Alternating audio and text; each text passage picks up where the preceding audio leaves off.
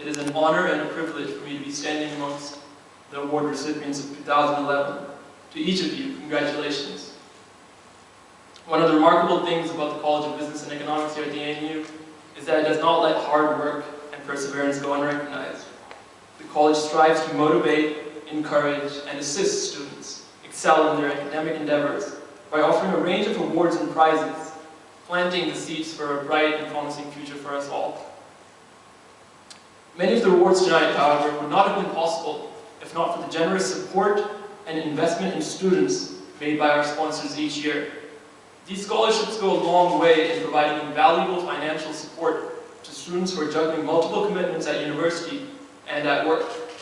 They're also emblematic because they significantly boost our morale and prestige as students, pushing us to work harder. Therefore, on behalf of the college and students, would you please join me, ladies and gentlemen, in a round of applause to thank and recognize the importance of our sponsors.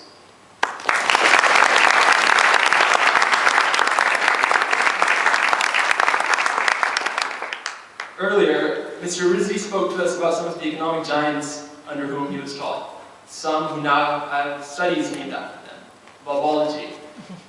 This reminded me of Gilbert Keith Chesterton, an English writer who once famously said, "Education is simply the soul of a society as it passes from one generation to another." Tonight, the Rizvi dynasty exemplifies this precise educational legacy, showcasing how the torch of knowledge passes down from one generation to the next. The words of Chesterton are also symbolic because just as the ANU Business and Economics faculty was brilliant 3 decades ago, so too is it today and will be when some of you return back to the ANU after imprinting your names on the wall of grades. It truly is great to see so many young faces here being awarded for hard work and those relentless nights of studying.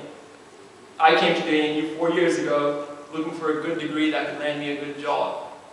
I had no idea what that job would look like, and so soon I realized that was an extremely short-sighted goal. Going to university in many ways is about learning more about yourself, what you're interested in and what you're not, how curious you are, how confused you are, what fuels your passion, what you despise, or even something as simple as how much time you really need to finish an assignment. What I've learned in these 4 years is that it is imperative for students to be inquisitive. University should spark that curiosity. So don't ever underestimate the power of challenging what you know, because there will never be another time in your life where you are so freely invited to think, question, and refute. I'm coming close to my graduation in a few weeks now, and I can't help but reminisce all the wonderful opportunities that I've been presented with here at ANU. One of the most memorable of those experiences was being nominated by the ANU to represent the university at the International Alliance of Research Universities Global Summer Program at the University of California, Berkeley. At Berkeley, I was to undertake a conflict studies course titled Building Global Peace, and so obviously my fear was not being able to add value to a program that was peripheral to my economics degree.